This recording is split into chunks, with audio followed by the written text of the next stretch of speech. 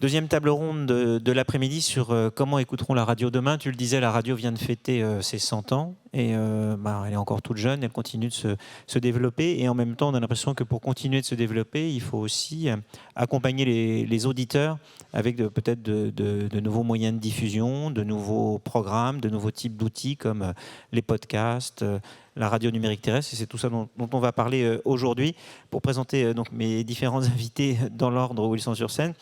Complètement à gauche, à Alain Liberty, qui est le président du groupe 1981, c'est des radios indépendantes, Latina et WeFM entre autres, mais il y en a plein d'autres, et puis qui représente aussi le CIRTI, qui est le syndicat des radios indépendantes. À côté de lui, Sybille Veil, qui est la présidente de Radio France, pas besoin de vous présenter, vous êtes ici à la Maison de la Radio et de la musique, maintenant je crois que le nom a changé, c'est ça ? Dans lequel vous avez à la fois France Info, France Culture, Radio France, FIP et j'en passe. France Info qui nous accueille aujourd'hui et Roch-Olivier Mess, le président du CSA avec qui je viens déjà de débattre. Oui, l'actualité du jour aujourd'hui, effectivement, c'est le DAB+. En quelque sorte, on pourrait appeler ça, c'est la version TNT de la radio. C'est la radio numérique terrestre qui à partir d'aujourd'hui, est accessible sur un axe Paris-Marseille. Il y avait déjà un peu de diffusion dans quelques villes, mais là, on vit une forme d'accélération. Ce qui m'intéresserait déjà, c'est de savoir pourquoi est-ce qu'alors pendant longtemps, on a l'impression que la France a été assez hésitante sur le DAB ou la radio numérique. On a l'impression qu'aujourd'hui, ça fait une forme de consensus. Peut-être, Sybille, pour commencer, pourquoi est-ce que Radio France aujourd'hui croit à ce nouveau support qu'est la radio numérique ? Bonjour à tous. Tout d'abord, je suis très heureuse d'être avec vous aujourd'hui, entourée du président du CSA et du représentant de toutes les radios associatives indépendantes du CIRTI, parce que nous étions réunis ce matin avec Towercast pour appuyer sur le bouton qui allait faire démarrer le DAB+, avec toutes les chaînes de radio qui seront diffusées partout sur l'axe Paris-Lyon-Marseille et qui va permettre, dès ce matin, de pouvoir faire écouter toutes ces radios par plus de 30% de Français sur le territoire. Donc c'est effectivement un grand pas. Et comme vous venez de le dire, David Barrault, ce qui est important, c'est que la France avait un certain retard par rapport à d'autres pays européens qui sont couverts par cette nouvelle technologie de radio numérique terrestre depuis déjà plusieurs années. Dans beaucoup de pays européens, que ce soit le Royaume-Uni, l'Angleterre, la Belgique, la Suisse et d'autres, la couverture s'est beaucoup développée ces dernières années. Le taux d'équipement aussi des habitants s'est développé. Et quelque part, la France aujourd'hui fait le choix d'adopter cette technologie au moment où justement ça s'accélère. Donc on le fait sans doute à un très bon moment, puisque la législation européenne prévoit depuis 2018, et ça a été transposé pour la France à compter de 2021, que les véhicules neufs mis sur le marché doivent comporter des récepteurs DAB+. Donc on le fait vraiment au moment où, pour les auditeurs, pour ceux qui écoutent nos radios, ça aura vraiment du sens, puisque ce sera possible dans les véhicules qui vont être équipés, et évidemment les récepteurs qui sont vendus vont permettre de le faire. Et pourquoi est-ce qu'on le fait ? Je pense que pour beaucoup de radios, on voit bien que penser l'avenir de notre média, c'est aujourd'hui l'un des enjeux les plus importants. Dans 15 ans, est-ce que nos auditeurs auront encore envie d'écouter une radio qui se brouille quand on circule en voiture, une radio dont la qualité du son, la compression du son, dont les données associées sont faibles et qui, quelque part, appartient à une époque qui change beaucoup avec les nouvelles technologies numériques. Donc on apporte vraiment une réponse. On fait la révolution dans cette ère de la radio que la télévision a fait déjà depuis plus de 10 ans avec la TNT. Donc on est vraiment pleinement engagé dedans parce que ça va apporter plus de qualité de son, une meilleure accessibilité, et c'est pleinement complémentaire avec l'écoute qui peut être faite aujourd'hui via l'IP, donc le numérique, les smartphones.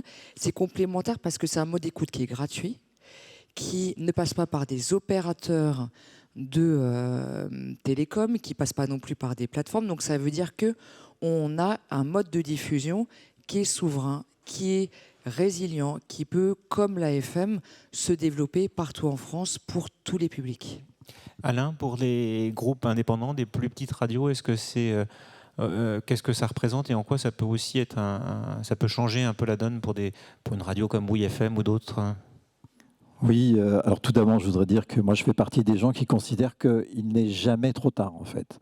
Les radios indépendantes ont démarré le DAB il y a déjà de nombreuses années. Certaines diffusent déjà depuis plus de 7 ou 8 ans, avec des zones comme Paris, Marseille, Nice, voire d'autres régions. Donc on est ravis aujourd'hui d'assister, d'avoir vu Roch-Olivier Mestre ce matin appuyer sur ce bouton pour le démarrage national du DAB. Ce que ça nous apporte, eh bien, c'est simplement voilà, tous les bénéfices que vient d'évoquer Sybille Veil. C'est un son de meilleure qualité, une résilience de la radio pour nos auditeurs qui ont besoin aujourd'hui de s'affranchir des habitudes d'écoute du passé. Aujourd'hui, on le voit, ils adhèrent de plus en plus à la technologie du numérique avec tous ses avantages et parfois, on le voit malheureusement trop souvent avec ses inconvénients. L'avantage du DAB, on ne le rappellera jamais assez, ce sont tous les avantages du digital sans beaucoup de ses inconvénients.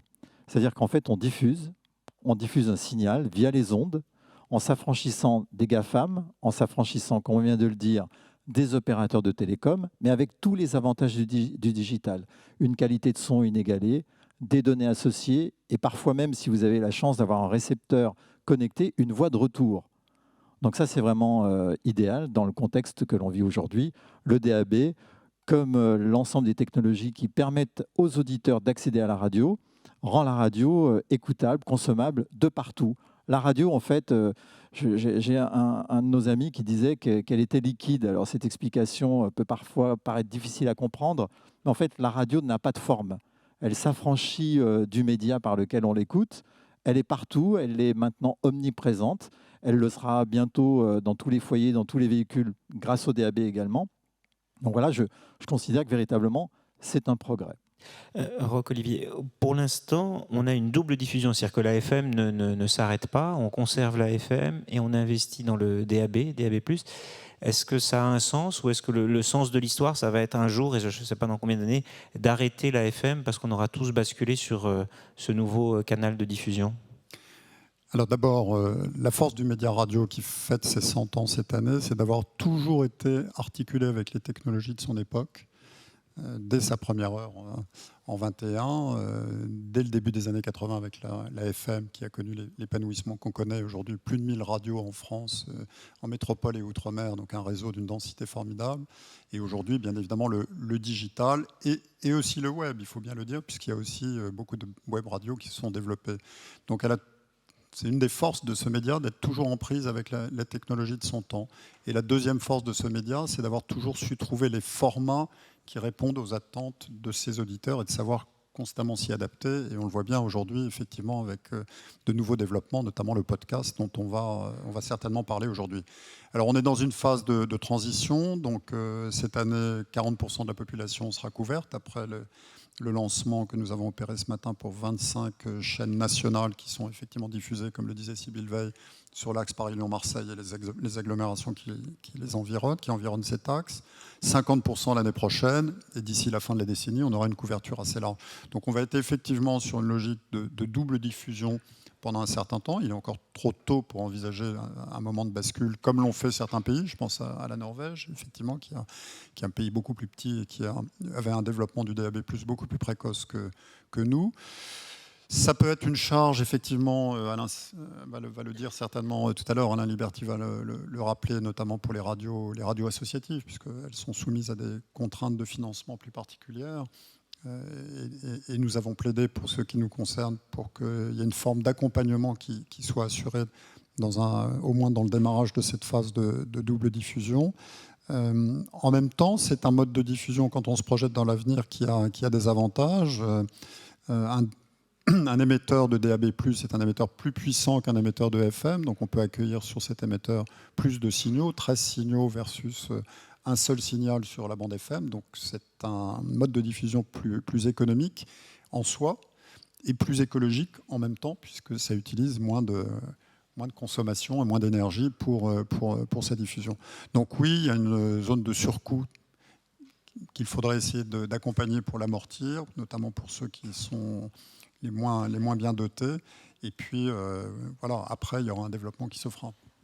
La radio va plutôt bien, mais en fait, aux Échos, cette année, quand on a écrit sur la radio, on a quand même écrit qu'elle allait un peu moins bien qu'avant. On constatait une forme de vieillissement de ceux qui écoutent la radio. Et pendant la crise, pendant la pandémie, moins de gens ont écouté la radio. Est-ce que c'était conjoncturel ? Est-ce que c'était parce qu'on est dans une période où les gens prenaient moins leur voiture pour aller au bureau ? Ou est-ce qu'il y a un signal structurel qui peut être inquiétant et qui doit obliger les radios à investir sur de nouveaux modes d'écoute, de nouveaux produits, de nouveaux formats ? Qu'est-ce que ça vous a inspiré cette période, Sybille, même si vous avez la chance d'être à la tête d'un groupe de radio qui a plutôt bien performé ? Je pense que la radio reste le plus moderne des médias traditionnels, donc je ne parlerai pas et je ne pense qu'on n'est pas du tout dans un média qui connaît un vieillissement, et je vais expliquer pourquoi. Ce qu'on a connu là depuis 2 ans avec la crise du Covid, c'est le changement d'habitude des auditeurs. Or, la radio est vraiment un média d'habitude qui s'écoute dans les trajets. Or, quand vous avez une suppression de ces trajets parce que les gens restent travailler à domicile, forcément, ça a un effet sur notre média. Donc, effectivement, il y a eu une évolution des audiences sur les 2 dernières années qui reflète très fortement les changements d'habitude, notamment dans les trajets. Ça ne veut pas dire pour autant que le média lui-même, dans ce qu'il est, n'est pas moderne. Au contraire, il devient un média de choix. Et nous, ce qu'on a pu voir à Radio France, c'est que nos radios ont continué d'être écoutées pendant cette période-là parce que les gens choisissaient l'heure à laquelle ils pouvaient l'écouter. Et ça, la radio de choix, c'est ce qu'on essaie de développer avec la réécoute de nos émissions. Et on dit souvent, les meilleurs podcasts sont à la radio. Ça veut dire que la réécoute de nos émissions phares fait l'objet d'un nombre d'écoutes très important sur toutes les plateformes de podcast.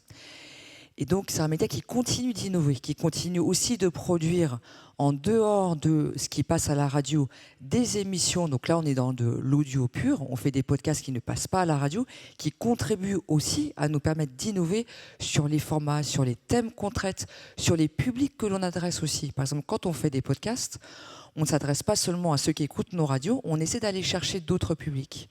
Ceux qui n'écoutent pas forcément nos chaînes, on essaie aussi, par exemple, d'intéresser les plus jeunes avec des offres de podcasts. Il n'existe pas de radio en direct sur la bande FM pour les enfants. On essaie, nous, de développer auprès des plus jeunes l'intérêt pour des contenus audio au travers de podcasts faits pour les enfants. Donc on essaie vraiment de diversifier, d'innover sur les contenus, sur les publics touchés au travers des podcasts. Donc je pense qu'au contraire, la radio est un média qui innove énormément, qui innove dans ses contenus, qui innove aussi dans les manières d'être écouté. Et je pense qu'on reviendra sur toutes les questions aussi de distribution qui sont très importantes parce qu'en fait, les principales évolutions aussi au travers du DAB, c'est des évolutions sur la manière dont on est diffusé, soit en direct, et je pense que le direct garde une vraie force. C'est la raison pour laquelle on investit tous dans le DAB+, c'est de l'écoute en direct. Et il y a aussi l'écoute en différé qui correspond au fait que, comme tous les autres médias, face à des contenus qui sont de plus en plus nombreux, le public veut pouvoir choisir. Et ça, c'est les podcasts qui peuvent être écoutés à tout moment, en différé, en replay, ou des podcasts natifs qu'on ne trouve pas sur nos antennes en direct. Alain, pour les radios indépendantes, pareil, la question que je posais, c'est crise conjoncturelle, choc conjoncturel ou évolution structurelle. Comment est-ce que vous voyez les choses et comment est-ce que des radios indépendantes qui n'ont pas forcément la même richesse de contenu que toutes les radios de Radio France peuvent trouver leur place sur une économie qui va être très tirée par les podcasts ? Alors, tout d'abord, je voudrais juste rappeler une chose importante. Je ne représente pas aujourd'hui les radios associatives, mais bien les radios indépendantes. Aujourd'hui, le CIRTI a environ 170 adhérents, des radios aussi diverses que TSF Jazz, Radio Nova, Latina, Oui FM ou toutes les grandes radios régionales que vous pouvez connaître. Et elles constituent environ un quart de l'activité économique de la radio privée en France et un peu plus de 9 millions d'auditeurs quotidiens. Ceci étant dit, je suis très surpris de vous entendre parler de la faiblesse des contenus par rapport à Radio France. Aujourd'hui, 180 radios aussi diverses que celles que je viens de vous citer produisent chaque jour des milliers d'heures de programmes, de contenus divers. Nous sommes aujourd'hui tous unis au sein d'offres, y compris digital. On propose de plus en plus de podcasts natifs. Chaque jour, on voit ces audiences augmenter. Vous parliez aussi de l'audience du média et de cette conjoncture. Moi, j'y vois en fait plutôt l'adaptation du public à la réalité de sa vie. Nos auditeurs se sont vus contraints d'être enfermés chez eux pendant les confinements, de devoir renoncer à la mobilité. Finalement, ils se sont peut-être détachés des habitudes de l'écoute de la radio le matin en allant au travail ou en emmenant ses enfants à l'école dans la voiture, pour finalement se tourner de plus en plus vers la radio de rattrapage. Les écoutes, les podcasts sur des replays, mais simplement aussi sur des écoutes en décalé. Et on l'a vu, les chiffres qui sont sortis récemment, qui ont été publiés par Médiamétrie et certaines études du CSA, montrent que l'an dernier, ce sont 2,7 millions d'utilisateurs ou d'auditeurs supplémentaires sur l'écoute de la radio en différé, sur tout l'ensemble des supports digitaux. Donc cette audience aujourd'hui n'est pas encore mesurée et intégrée dans l'audience globale par Médiamétrie, mais il y a là une vraie réflexion. L'année dernière, le média radio a perdu 3 millions et demi d'auditeurs environ sur l'année, de mon point de vue grandement pour un contexte que l'on connaît tous. Et à l'inverse, ce sont près de 3 millions d'utilisateurs, de consommateurs supplémentaires sur la radio de rattrapage. Ces auditeurs, même s'ils consomment la radio en différé, peuvent-ils pour autant ne pas être considérés comme des auditeurs? Qu'est-ce que cela vous inspire, Olivier? Alors d'abord, je crois qu'il faut regarder la radio telle qu'elle est. C'est un média de masse et c'est un média extraordinairement puissant. 2/3 des Français écoutent la radio tous les jours et l'écoutent pour des durées qui sont extrêmement significatives. On est un peu en dessous de 3 heures. Entre 2 heures et 3 heures, donc c'est considérable. On se réveille avec la radio, on se déplace avec la radio, parfois on s'endort avec la radio. Donc il faut garder ça quand même en tête, ça reste un média extrêmement puissant. J'insiste là-dessus parce que bon, on parle toujours du numérique, on a l'impression que le numérique emporte tout et on dit un peu la même chose pour la télévision. Pour la télévision, c'est pareil, la télévision reste un média extrêmement puissant. Le 20h de TF1 ou le 20h de la 2, c'est quand même beaucoup là. Que c'est 4 heures par jour. Se cristallise, donc il faut quand même garder ça en tête. Deuxièmement, alors je partage ce qui vient d'être dit par Alain Liberty, c'est vrai qu'il y a une problématique de mesure quand même qui est posée parce que les usages se transforment et on a un mode d'enquête pour la radio que l'on connaît, qui est ancien, donc qui est fait par des sondages téléphoniques qui ont leurs avantages mais qui ont aussi leurs limites aujourd'hui avec des usages qui changent de nature. Il y a des effets conjoncturels, vous les avez soulignés, qui sont liés à la crise de l'année dernière, qui expliquent en partie les évolutions. Il y a probablement quelques dimensions structurelles qui se produisent. Je pense notamment dans un secteur que vous connaissez bien, Alain, qui est celui de la musique. On n'a pas encore évoqué la question des plateformes de streaming. C'est la suivante. Change bien évidemment les usages. Et je crois que c'est très important de nommer les choses si on veut y répondre. Et je crois que les éditeurs s'y attachent. La mesure juste de l'audience est un élément central si on veut nommer et faire les bons diagnostics. Donc ça, je crois que Médiamétrie travaille, les éditeurs entourent cette question et ils sont très attentifs à cette question. Et puis, il faut effectivement, et je crois que les éditeurs se prennent par la main, réfléchir au mode de diffusion. On parlait du DAB, le DAB est un progrès. L'application Radio Player qui a été mise en place cette année est une forme aussi d'accès plus commode pour les usagers. On a parlé du podcast qui est aussi une façon de permettre à chacun d'écouter la radio quand il est disponible parce que nos usages et nos modes de vie se transforment. Voilà, c'est un ensemble qui permettra à ce média, et je crois que c'est sa force, ce que disait Sybille est très juste, un média qui reste très moderne, et qui peut regarder son avenir avec confiance, précisément parce qu'il se met en mouvement. Alors vous avez commencé à évoquer les plateformes. Quand on voit effectivement Spotify qui concurrence, ou Deezer qui concurrence les radios purement musicales en proposant des playlists, en faisant maintenant de plus en plus de programmation, mais qui aussi, toutes ces plateformes de diffusion investissent de plus en plus dans des podcasts en récupérant les vôtres, mais aussi en proposant des podcasts natifs propriétaires. Est-ce qu'il y a un risque, selon vous, que d'ici 10 ans, la jeune génération qui est là, qui aura peut-être un peu vieilli, mais qui aura acquis des habitudes et des usages, finalement se soit coupée des radios historiques? Est-ce que c'est pas une menace? Est-ce que ces plateformes qui sont aujourd'hui un peu quand même des partenaires ne sont pas finalement aussi un peu vos ennemis? Sibylle?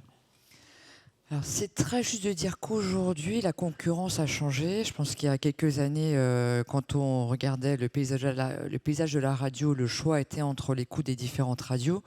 Aujourd'hui, le choix pour le public, c'est d'écouter la radio ou de la musique sur une plateforme de streaming ou un podcast sur une autre plateforme. Donc, effectivement, nos concurrents aujourd'hui, en fait, les alternatives pour nos publics, c'est d'aller écouter de la musique sur d'autres offres. Néanmoins, on garde vraiment une spécificité. Cette spécificité, tout d'abord, c'est le direct. Et ce direct, c'est les offres qu'on a et il reste très important dans l'offre d'information. Aujourd'hui, vous n'avez pas de plateforme qui apporte le même contenu en termes d'offres d'information. Ce direct, il vaut aussi pour les événements. Quand il y a un concert, la diffusion en direct se fait aussi sur nos radios. Donc il y a des spécificités qui sont vraiment liées à la force du direct et le fait qu'en direct, on partage tous à un moment donné, un moment fort présent au même moment. Et ça gardera une force très importante. Ensuite, dans le rôle qu'on a les uns les autres, effectivement, les plateformes de streaming ont développé sur la musique une place qui est très importante. Néanmoins, la radio reste un média qui est gratuit. Et c'est très important. Donc, c'est un média qui est ouvert à tous. C'est vraiment sa différence par rapport à beaucoup d'autres offres. C'est un média aussi qui fait une prescription humaine. Et ça aussi, c'est différent de beaucoup d'autres acteurs et qui fait que nous sommes un média qui accompagne, qui fait de la prescription, qui accompagne les artistes, qui offre une diversité de prescriptions artistique, par exemple, qui est aujourd'hui sans équivalent sur d'autres plateformes. Donc, aujourd'hui, ce que nous, on doit rechercher pour continuer d'évoluer, de se projeter dans l'avenir, comme le dit très bien le président du CSA, et pour se mettre en mouvement, c'est comment est-ce qu'on apporte quelque chose de différent qui n'existe pas sur les plateformes. Les plateformes sont internationales, donc elles ont des moyens d'investir dans l'usage numérique qui sont absolument considérables et qui sont sans équivalent avec les moyens que nous pouvons y mettre. En revanche, nous avons les contenus. Nous avons le lien aussi avec beaucoup d'artistes qui fait que dans la prescription aussi artistique, et c'est la raison pour laquelle en juin dernier, nous avons renommé cette maison de la radio et de la musique. Nous avons dans cette maison des orchestres, nous avons la capacité de faire des concerts, nous avons surtout des chaînes qui offrent une diversité d'accès aux artistes sans équivalent sur les plateformes. Sur les plateformes, 90% des streams se concentrent sur une très petite minorité d'artistes. Nous diffusons sur une radio comme FIP chaque semaine 2300 titres différents, dont 90% appartiennent à des labels indépendants et ne sont diffusés que sur FIP. Sur France Inter, c'est pareil, nous avons des artistes que nous accompagnons, que nous faisons grandir et nous ne sommes pas du tout dans la même logique de playlists qui font tourner les mêmes artistes sur les plateformes de streaming. Donc on essaie de garder nos rôles, de garder nos fondamentaux et surtout de contribuer à ce qu'est une exception culturelle française en soutenant des artistes qui sinon ne se développeraient pas via les plateformes de streaming. Donc on a vraiment un rôle qui est différent, on a un modèle qui est différent et c'est comme ça qu'on continuera d'avoir vraiment une place dans le paysage parce que on a nos propres points forts et ces points forts c'est vraiment les contenus qu'on produit, c'est le lien avec tout l'environnement culturel, artistique aussi qu'on a développé dans la durée. Alain, sur ce point, peut-être pouvez compléter. Alors, je ne veux pas vous dicter votre réponse, mais on peut-être dire un mot aussi sur l'offre commune des radios sur le radio player, le streamer qui regroupe les radios. Est-ce que c'est l'union qui va faire la force aussi pour lutter contre les plateformes ? Oui, l'union aujourd'hui, elle est en place. Alors sur Radio Player, c'est quand même assez historique de le souligner. Hein. Cette année, On va bientôt fêter ces 5 ou 6 mois, je sais pas. oui, quelques mois après, mais en tout état de cause, voilà, aujourd'hui, c'est une application qui fonctionne. C'est un modèle qui est développé dans toute l'Europe, qui va bientôt être porté sur l'ensemble des voitures, en tout cas des marques qui ont souscrit à l'offre, indépendamment des installations en dur, des logiciels qu'on connaît bien qui viennent de chez Google et d'Apple. Donc en cela, cette nouvelle concurrence qui s'est développée a amené aussi l'ensemble des radios, privées comme publiques, à trouver un point d'entente et à s'unir pour proposer une véritable offre concurrentielle, en tout cas alternative à celle que l'on connaît par ailleurs. Je vais revenir vite fait, rapidement, si vous me le permettez, sur ce que disait Sybille. En France, on a une chance formidable, c'est d'avoir des politiques publiques qui soutiennent depuis longtemps la création, l'exception culturelle française. On en a tous bénéficié, les radios en premier lieu. Si les radios françaises ont autant résisté pendant aussi longtemps et si elles ont un public aussi fidèle, c'est bien parce qu'elles donnent une très large place à l'expression, à la création française d'une manière plus large et francophone d'autre part. Sybille le disait aussi, plus de 90% des écoutes sur les plateformes se concentrent sur une toute petite poignée d'artistes et principalement sur un genre musical. Soyons très attentifs à cela. La force de la radio, c'est justement cette diversité, ce pluralisme. Vous m'avez interpellé tout à l'heure sur les programmes, la richesse de l'offre des radios indépendantes. Aujourd'hui, en France, il y a plus de 1000 radios. Il y a des radios associatives, il y a les radios de service public, il y a les grandes radios nationales que vous connaissez tous, commerciales, et il y a les radios indépendantes, nationales comme locales, voire d'hyper-proximité. L'ensemble de cette offre apporte une richesse qui est sans égale aujourd'hui et contre laquelle, d'une certaine manière, ne peuvent pas concurrencer ces plateformes. Pour chaque public, il y a quasiment une radio. Attention de ne pas mourir guéri, pour reprendre là aussi l'expression de quelqu'un que j'apprécie beaucoup. Ne nous heurtons pas à des barrières que nous nous fixons nous-mêmes. Aujourd'hui, nous sommes encore soumis, nous, radios, à des règles qui sont extrêmement rigides et auxquelles ne sont pas soumis tous ces nouveaux entrants. On entend beaucoup parler de fiscalité en ce moment. Je vois qu'il y a de grandes évolutions. Voilà, donc sur tout le reste aussi, je pense qu'il est important qu'on avance. Ce quinquennat va se terminer bientôt. Un autre arrive, une prochaine élection, une nouvelle présidence, peut-être un nouveau Parlement, certainement. La radio a été, de mon point de vue, la grande oubliée. Nous avons besoin de revoir certains textes qui permettront à la radio, après le DAB, de faire entrer la radio dans une nouvelle phase, celle de son futur. Ça passe aussi par le réglementaire et le législatif. Roch-Olivier, peut-être pour conclure, il nous reste un peu moins de 2 minutes, 1 minute 30. Est-ce que la solution passe aussi par un peu de régulation, moins de quotas, moins d'encadrement La solution passe toujours par un peu de régulation, mon cher David. Bon. Donc, on faut toujours plaider pour sa paroisse. Non, d'abord, premier élément, vraiment, je le redis, média très puissant, la radio, c'est un média de fidélité, je crois que Sybille l'a dit, on a un lien tous très personnel, j'allais presque dire intime avec la voix. Il y a des voix auxquelles nous sommes reliés quotidiennement et qui font partie de notre vie. Et ça, c'est quand même un lien très, très puissant pour ce média et qui restera durablement. En même temps, il faut regarder les choses en face. Je disais tout à l'heure qu'il faut nommer les situations.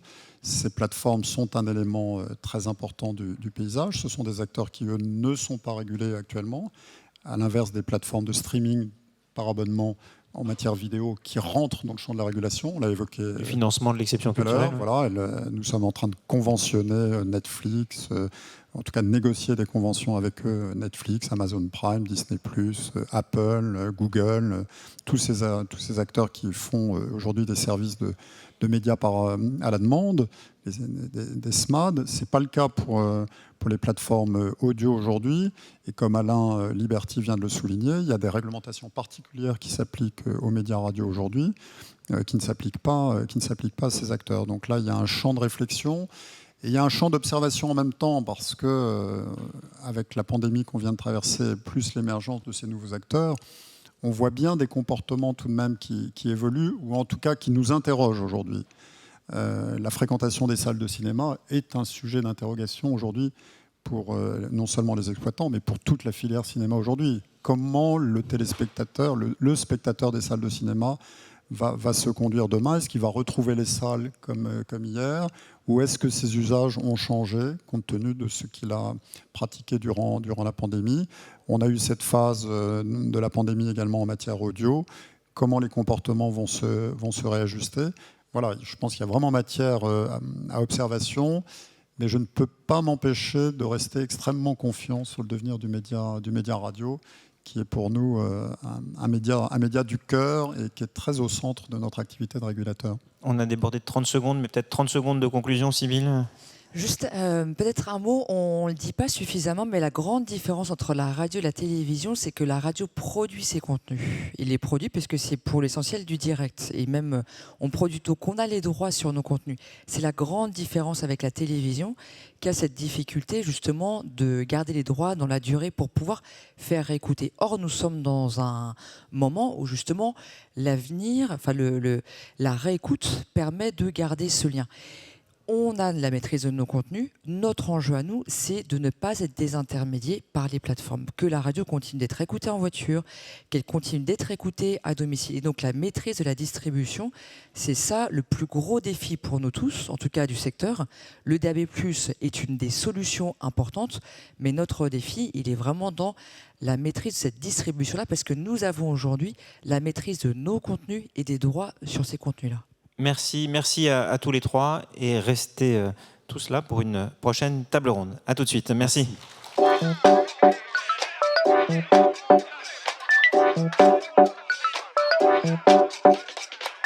Merci.